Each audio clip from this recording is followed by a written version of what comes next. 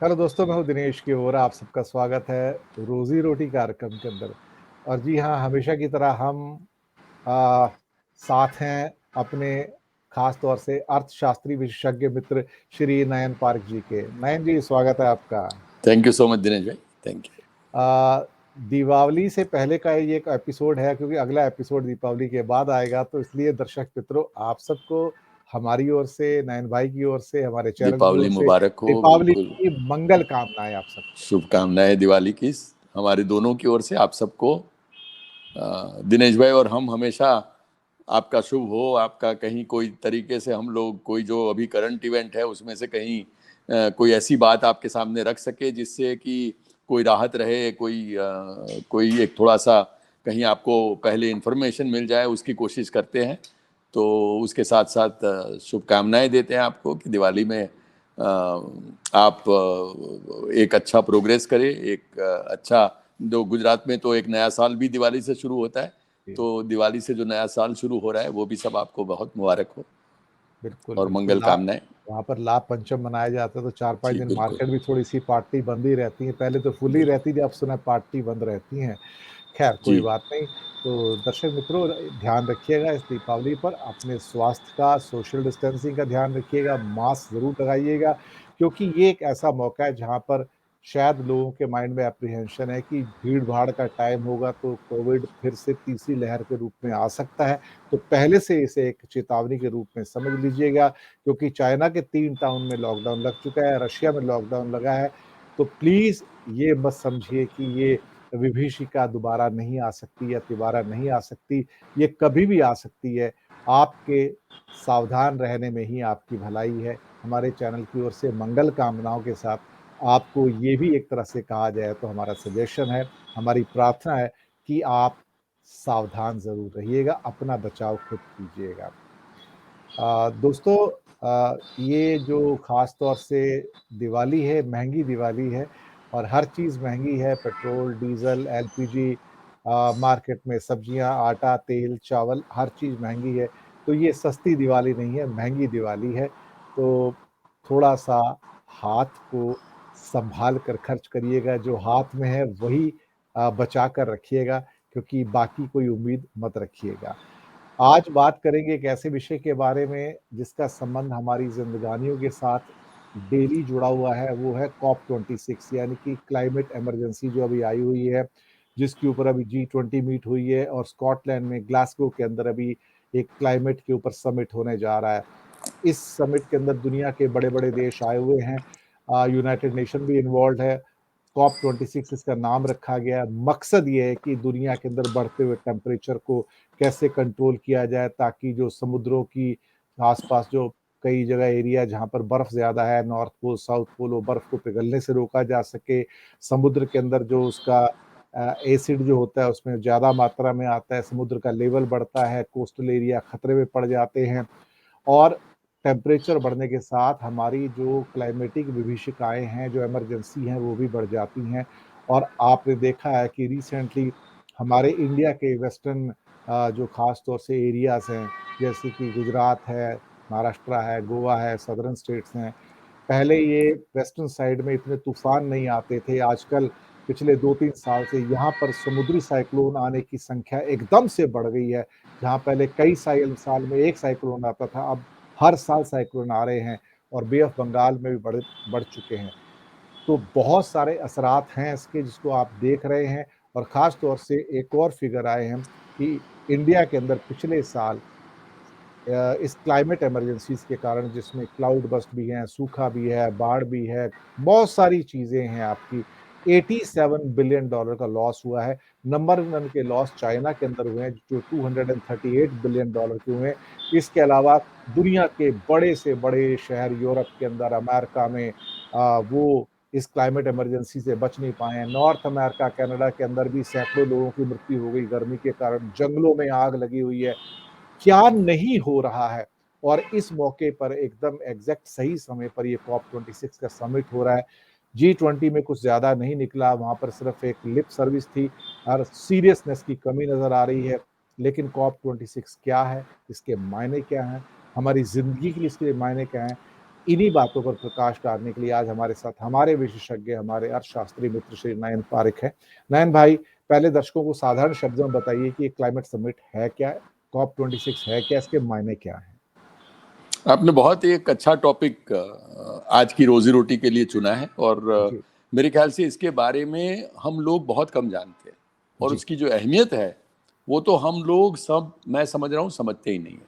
जी, Asia में तो हम लोग सबसे ज्यादा प्रभावित है इसके कारण, क्योंकि एशिया का जो आसपास समुद्री टेम्परेचर है पानी का, जी, वो बाकी के ग्लोबल जो समुद्र के टेम्परेचर है उससे 3 गुना और गति से गर्म जी, हो रहा है। जी, और उसके कारण जो नुकसान हो रहा है उसमें सबसे पहले चाइना, उसके बाद इंडिया और उसके बाद जापान, जी, ये तीनों देश का मिला के $400 बिलियन का नुकसान 2020 में हुआ है। जी, और ये कोविड के इकोनॉमिक एक्टिविटी के स्लो डाउन होने के बावजूद, तो ये समझिए जी, कि एक तो कोविड के कारण इकोनॉमिक जो स्लो डाउन हुआ उसके कारण जो टेम्पररी एमिशन में कमी आई, उसके बावजूद जी, ये नुकसान एशियन देशों में हुआ है। और मैं इसीलिए जी, कह रहा हूं कि एशिया में रहते हुए इंडिया में तो हम लोग सेकंड हाईएस्ट लॉस सफर करते हैं। जी, और हम लोगों ने, जैसे आपने कहा, ये कहने की बात नहीं है, हमने अनुभव किया है। जी, वेस्टर्न इंडिया में, गुजरात में हो, सुंदरबन में हो, सुंदरबन का जो साइक्लोन आया उसमें कहीं वेस्ट बंगाल के कहीं मेरे ख्याल से 25 लाख लोग प्रभावित हुए और बांग्लादेश के 25 लाख प्रभावित हुए। तो जी, बांग्लादेश का भी हमारे पास एग्जैक्ट आंकड़ा नहीं है कि उनका नुकसान कितना है, पर एशियन देशों को इसका सबसे ज्यादा नुकसान भुगतना है। तो जी, इसीलिए हम लोग समझ लें कि जो हमको नुकसान हो रहा है वो बाकी के देशों से कहीं ज्यादा है। इसीलिए हमारे लिए ये एक और बहुत ही इंपॉर्टेंट बात है। जी, दूसरा, ये समझ लीजिए कि जो ग्लोबल वार्मिंग का मेन कारण है वो 66% जो है कंट्रीब्यूटर है कार्बन डाइऑक्साइड। जी, CO2 जो है वो जी, हमारा 2/3 जो ग्लोबल वार्मिंग का हिस्सा है वो उससे आता है। और आपने जैसे COP 26 का बोला, तो ये सबसे इतिहास में सबसे ज्यादा महत्वपूर्ण राजद्वारी मीटिंग है और इससे ज्यादा महत्वपूर्ण राजद्वारी मीटिंग कोई नहीं है। और ये अंतिम आशा है हमारे सब के लिए कि जी, जो ग्लोबल वार्मिंग के कारण तकलीफें हो सकती है उसका कहीं कोई उपाय करने का ये सबसे अंतिम हमारी जी, जो आशा है, ये इस मीटिंग पे टिकी हुई है। अब जी, इस मीटिंग का आप देख लें तो कहीं टोटल मेरे ख्याल से 25,000 इंपॉर्टेंट लोग दुनिया भर से इसमें आएंगे। पर वो भी बता दूं कि कौन नहीं आएंगे इंपॉर्टेंट। जिसको सबसे ज्यादा नुकसान भुगतना है वो चाइना मेरे ख्याल से नहीं आएगा, उनके प्रेसिडेंट नहीं आने वाले हैं। रशिया, जिसमें हम लोगों ने अभी कोविड वगैरह की बात की, बाकी के जो तकलीफ में आ रहे हैं, रशिया नहीं आ रहा है। तो कुछ एक मैक्सिको नहीं आ रहा है। तो जो एक कुछ एक देश नहीं आ रहे इसमें। और मेरा ये मानना है कि सबसे महत्वपूर्ण मुझे जो इसमें कमी लग रही है वो, और कमी खल रही है, वो ये कि चाइना के प्रेसिडेंट का नहीं आना। उसका एक और विश्लेषण कर सकते हैं, पर उसमें नहीं जाएंगे अभी। अभी ये समझ ले कि बाकी के जो देश आ रहे हैं उसमें हम लोग क्या क्या स्टेप्स ले तो CO2 की जो हमारी एमिशन है वो हम कम कर सकते हैं। और उसके लिए सबसे ज्यादा महत्वपूर्ण कोयला है। जी, हम लोग जो कोयले पे निर्भर इकोनॉमी है, जी, कोयले के कारण हमारे यहाँ एम्प्लॉयमेंट है, कोयले के कारण हमारे यहाँ सीमेंट प्रोडक्शन है, कोयले के कारण हमारे यहाँ जो हम लोग इलेक्ट्रिसिटी कंजम्पशन कर रहे हैं वो 70% कोयले को फ्यूल के तौर पे यूज करके हम लोग इसको पा रहे हैं। तो इसीलिए मैं समझ रहा हूँ कि सबसे ज्यादा हम लोगों को जो रोक लगानी है वो कोयले पे है। और कोयले की रोक हम कैसे लगाएंगे? 70% जो हमारा पावर आएगा उसको कैसे कम कर पाएंगे? बाकी का हमारा जो सीमेंट, स्टील, तो इंफ्रास्ट्रक्चर जो हमारा पूरा ड्राइव है उसके लिए सबसे ज्यादा कोयला हम लोग यूज करते हैं, जी, स्टील के लिए, सीमेंट के लिए, बाकी के सब के लिए। तो इसको कैसे हम कंट्रोल करेंगे, वो जो प्लानिंग है।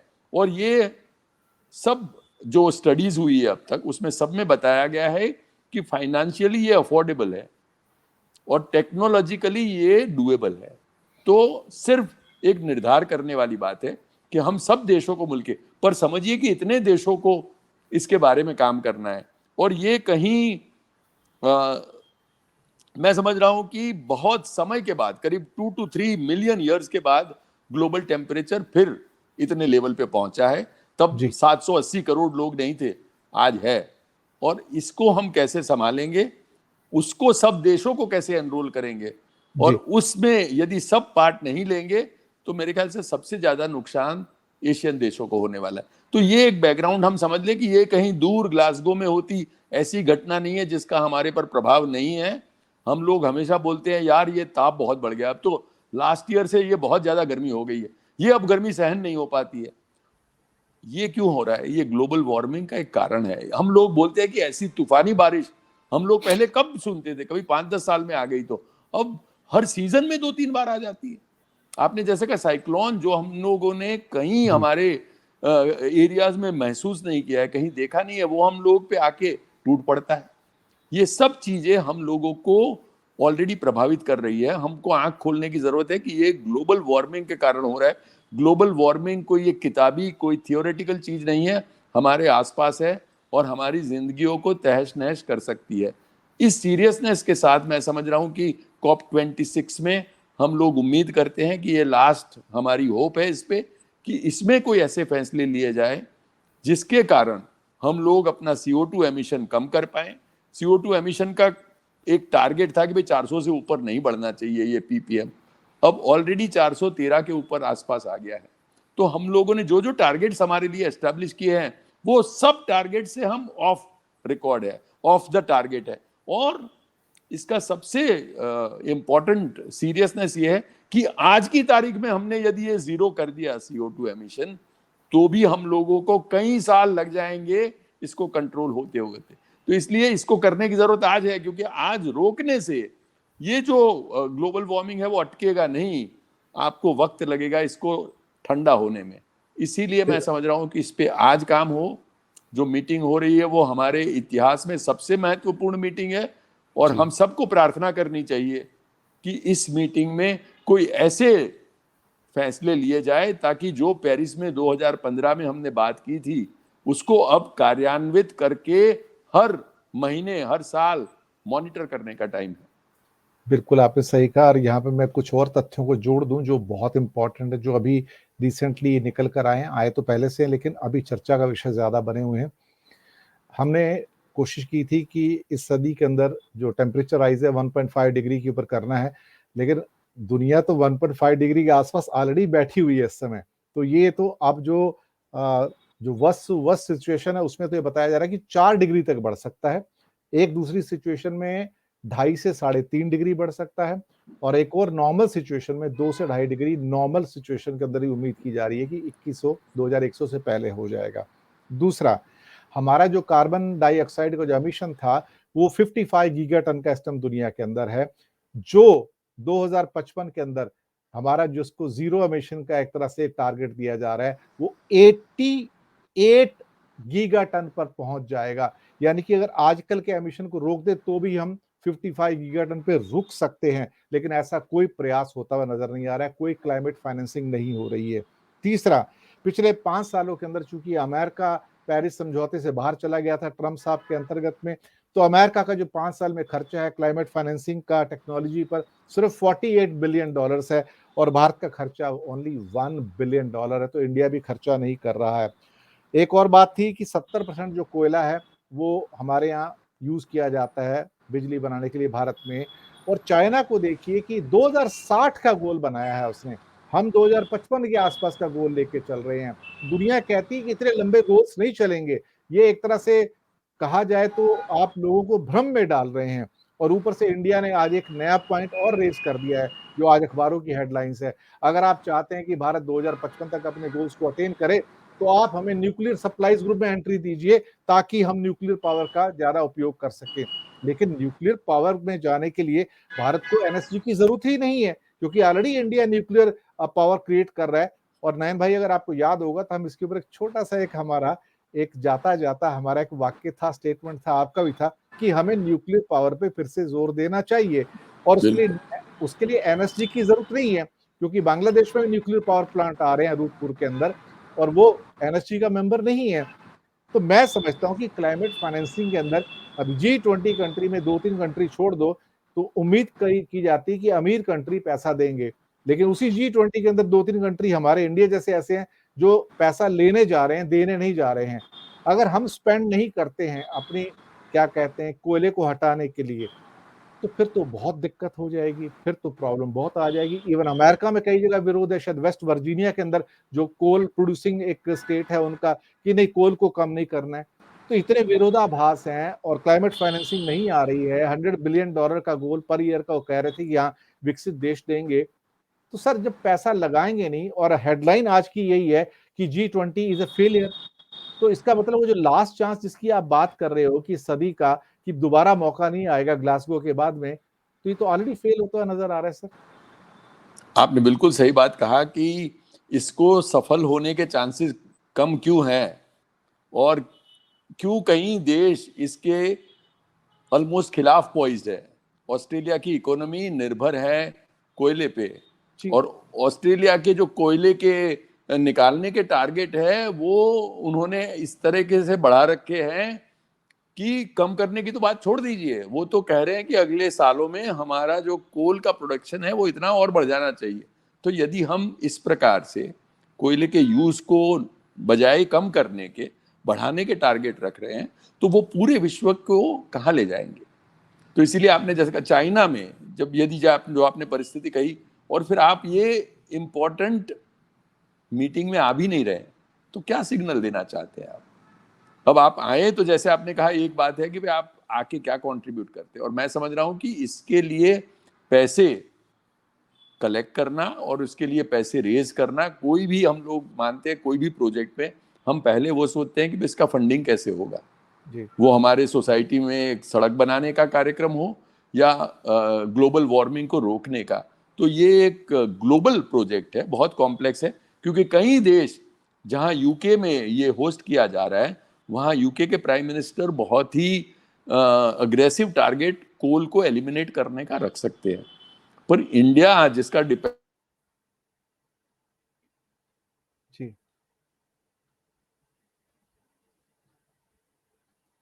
डिपेंडेंस आज टारगेट के जरूर मॉनिटर करने की बात है। और आपने जी। जो कहा वो मैं समझ रहा हूं कि ये हमारी लास्ट आशा है, पर ये आशा हमारी कामयाब होगी या नहीं, वो तो जैसे ये मीटिंग आगे जाएगी ऐसे पता लगेगा।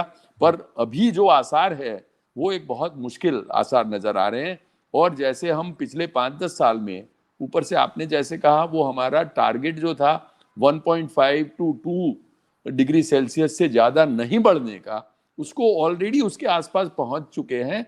तो आगे क्या इसके कारण डिजास्टर होगा वो तो एक अलग ही होगा। और वो हम सब, न्यूयॉर्क में आज जो साइक्लोन आ गया, वो न्यूयॉर्क वाले कभी भी सोच भी नहीं सकते थे। फ्लोरिडा में आ सकता है, फ्लोरिडा में आया हुआ है, पर न्यूयॉर्क में आ जाए, ऐसा आ जाए जिसकी वार्निंग आपको बहुत ही बड़ी मुश्किल से बहुत ही कम मिली, आपको टाइम ही ना मिला। तो अब की आपके ऐसे तूफान आएंगे शायद, जिसमें आपकी मटेरियोलॉजी डिपार्टमेंट भी आपको इतना शायद वक्त नहीं दे पाएगी। तो हम जो अभी इकोनॉमिक मॉडल को लेके चलते हैं, हम अभी जो इंफ्रास्ट्रक्चर डेवलपमेंट के मॉडल को लेके चलते हैं, उसको मैं समझ रहा हूं कि बहुत हद तक बदलने की जरूरत है। हम लोग यदि सब कार को यूज करने जा रहे हैं तो उसको कैसे कम करें। हम लोग कोयले को यूज करने जा रहे हैं, उसको कैसे कम करें। हम लोग एक ऐसी व्यवस्था कैसी करें ताकि हमारा CO2 एमिशन बिल्कुल जीरो पे आ जाए। उस पर हम सबको कहीं ना कहीं काम करना पड़ेगा। आप और मैं अपनी इलेक्ट्रिसिटी कैसे कम से कम यूज करें, इसलिए नहीं कि मुझे और आपको पावर बिल अफोर्ड होता है या नहीं, पर इसलिए क्योंकि ग्लोबल वार्मिंग में हम लोगों का ये एक छोटा सा सिग्नेचर है, छोटा सा कंट्रीब्यूशन है। और मैं समझ रहा हूं कि ये COP26 से होके मेरे और आपके घर में और हमारे रोजमर्रा के जीवन में कैसे आ जाए। हम लोग यदि कोई भी एनर्जी कहीं ज्यादा यूज कर रहे हैं, तो अपने तौर पे एनर्जी को तो कंजर्व करें, कम से कम एनर्जी करें। यदि गाड़ी को लिए बगैर आप यदि चल के जा सकते हैं कहीं, तो क्यों ना जाए। आप ये सब सोचे, और ये नहीं कि आपको 10 रुपए बच रहे हैं, पर ये कि आप विश्व की ग्लोबल वार्मिंग में एक छोटा सा स्टेप ले रहे हैं। मैं समझ रहा हूं इसको एक सोशल अभियान के तौर पे भी लेना पड़ेगा। जैसे हम एक साइड पे ग्लोबल फंडिंग इसकी अरेंज करें, ग्लोबल अवेयरनेस करें, ग्लोबल डिसीजंस ऐसे ले, टेक्नोलॉजिकल डेवलपमेंट करे, पर उसके साथ साथ इस चैलेंज को हर घर में, हर जीवन में ले आए। रोजी रोटी के जो भी हमारे देखने वाले दर्शक है, वो सब इसके बारे में थोड़े सेंसिटाइज हो जाएं कि भाई एनर्जी मुझे बिल्कुल गलत यूज नहीं करनी है। जहां जहां मैं सेव कर पाऊं वहां वहां मैं CO2 एमिशन को यदि कोई 1% भी बचा पाऊं तो कलेक्टिवली मैं इस पे काम करूंगा। ये जो है वो मेरे ख्याल से एक मुहिम भी हम लोग छेड़ सकते हैं। बिल्कुल आपने सही कहा। हालांकि भारत ने एक यूजफुल प्रपोजल वहां रखा भी है ग्रीन हाइड्रोजन का, लेकिन ये बिल्कुल बहुत दूर की बात है। ये बिल्कुल दुनिया के अंदर ग्रीन हाइड्रोजन पहुंचते पहुंचते शायद मुझे लगता है अगले 5 दशक या 50 साल लग जाएंगे जब आप वहां तक पहुंचेंगे, और तब तक जो फॉसिल फ्यूल्स हैं उनका यूसेज चलता ही रहेगा, बढ़ता ही रहेगा। तो फ्यूचर की टेक्नोलॉजी सुनने में अच्छी लगती हैं, लेकिन धरातल पर वो उतनी कई बार उतरती हुई नजर आती नहीं है। इंडिया ने इनिशिएटिव लिए, हो सकता है 10, 15, 20 साल के बाद इंडिया के सड़कों पे कुछ गाड़ियां नजर आ जाएं, 10 साल बाद जो हाइड्रोजन से चलती हों, लेकिन वो एक टाइनी सेगमेंट होगा। वो टाइनी सेगमेंट ओवरऑल का जो एक मैक्रो सेगमेंट है उसको इम्पैक्ट नहीं कर सकता है। उसको, जो हमारी विभीषिका है, जो उसका मैग्नीट्यूड है, उसको कम करने के लिए बहुत दशक रहेंगे। तब तक तो पानी सिर के ऊपर से चला जाएगा और हमारी जो वल्नरेबिलिटी है इंडिया की, बांग्लादेश की, एज ए कोस्टल, जो जहाँ पे बहुत बड़े एरियाज हैं, तो बहुत ज्यादा हो जाएगा। खैर, ये था हमारा आज का एक मुख्य टॉपिक, और टेल पीस में फिर से हम आएंगे पेट्रोल डीजल के ऊपर, क्योंकि एलपीजी पेट्रोल डीजल में ऐसा लगता है कि पर डे इंक्रीज थमने का नाम नहीं ले रहा है। सरकार की ओर से अब ऐसे ऐसे वक्तव्य आ रहे हैं जिसको सुनकर हंसी आती है। मध्य प्रदेश के एक मंत्री ने कल कह दिया है, अगर कीमत बढ़ रही है तो क्या हो गया, महंगाई के साथ जीना सीख लो। ये कह के उन्होंने शॉकर पैदा किया है।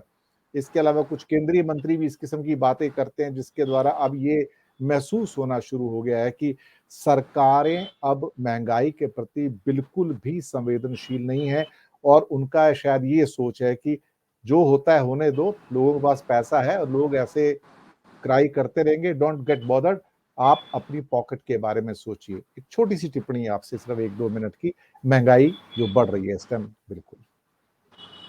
अब आपने जैसे कहा कि पेट्रोल डीजल के दाम तो बढ़ ही रहे हैं, और वो तो मैं समझ रहा हूँ 110, 115, हमारे यहाँ 116 रुपए कहीं खरीद रहे हैं। 125, हाँ कई 125 जगह की बात 120 है। भी क्रॉस कर चुके हैं। बिल्कुल बिल्कुल, तो मैं समझ रहा हूँ कि ये तो दाम बढ़ रहे हैं, वो एक सीधा आपको जो दाम दिख रहा है, पर आपके उसके कारण जो बाकी के दाम बढ़ रहे हैं, सब्जी के दाम बढ़ रहे हैं, हर चीज के, क्योंकि ये कास्केडिंग इफेक्ट है। क्योंकि आपको पेट्रोल डीजल के दाम बढ़ने से आप जो भी चीज कंज्यूम करेंगे वो हर चीज के दाम बढ़ेंगे।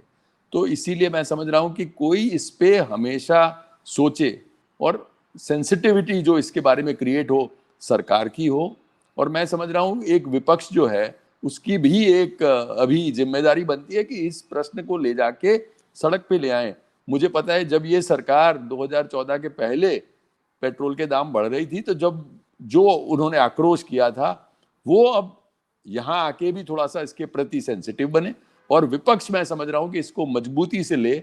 और ये जो है वो प्रश्न लोगों के जीवन को हर रोज तहस नहस कर रहा है, और इसके लिए जितना जल्दी काम हो और जितना इसको कोई ना कोई तरीके से कंट्रोल हो, वो मेरे ख्याल से बहुत जरूरी है। बिल्कुल आपने सही कहा, लेकिन हकीकत ये है आज इस नए भारत में कि ना रोष है, ना आक्रोश है, ना गुस्सा है, ना विरोध है। किसान भी नहीं बोलता है, विद्वान भी नहीं बोलता है, अध्यापक नहीं बोलता है, शिक्षक नहीं बोलता है, जो काम करने वाला इंसान है वो भी बात नहीं करता है। इसके अलावा जो उद्योगपति वो भी बात नहीं करते हैं, जो व्यापारी हैं वो भी बात नहीं करते, आम आदमी बात नहीं करता, खास आदमी बात नहीं करता, कोई भी बात नहीं करता है। एक अजीब सी एक चुप्पी है कि ऐसा लगता है कि शायद लोग एक ऐसी परिस्थिति में पहुंच चुके हैं जहां वो कहते हैं हम कर भी क्या सकते हैं। ये एक हेल्पलेसनेस की स्थिति है। मुझे लगता है कि लोगों को जागना पड़ेगा, अपने अधिकारों के प्रति थोड़ा तो सचेत होना पड़ेगा, और सरकारों के ऊपर प्रेशर डालना पड़ेगा कि अल्टीमेटली जब विदेशों में, जो यूरोपियन कंट्री के अंदर प्रेशर आ रहे हैं, तो भारत के अंदर आप लोग अपनी सरकार पे दबाव डालिए, क्योंकि आप दबाव नहीं डालेंगे तो सरकारें रेट बढ़ाती रहेंगी, और आप उसके बाद आपकी पॉकेट में कुछ नहीं बचेगा सिवाय इसके कि इस साल पटाखे खरीदने की जरूरत नहीं होगी, क्योंकि जो अग्नि है वो आपकी पॉकेट के अंदर पहुंच चुकी है ऑलरेडी। तो दोस्तों, थोड़ा विरोध करना भी सीखिए, थोड़ा सा कम से कम अपने जो हक हैं उसको भी मांगना सीखिए, कम से कम कहिए तो सही कि हाँ ये हो रहा है, तो थोड़ा कम कीजिए इसको। पर लोग शायद इतना भी कहने को तैयार नहीं है। खैर कोई बात नहीं, दिवाली तो महंगी सरकार ने कर ही दी है, अब और दिन प्रतिदिन महंगी हो रही है। जाने से पहले हम नयन भाई का करेंगे शुक्रिया अदा कि उन्होंने कीमती समय थैंक यू सो निकाला, मच। हमारे कार्यक्रम में आए। और दोस्तों, आप सबको एक बार फिर से दीपावली की मंगल वाह। कामनाएं। रोजी रोटी देखते रहिएगा, चैनल सब्सक्राइब कीजिएगा, लिंक्स आगे भेजिएगा। चैनल आपका है और आपकी कोई समस्या होगी तो हमें भेजते रहिएगा ताकि हम उन मुद्दों को उठाएं जो मुद्दे मुद्दे आपसे सरोकार रखते हैं। बहुत बहुत शुक्रिया नयन भाई, आपका भी शुक्रिया। Thank you so Diwali much. की शुभकामनाएं, हैप्पी दिवाली टू दिवाली मुबारक एवरीबॉडी। सबको। जी धन्यवाद। जी।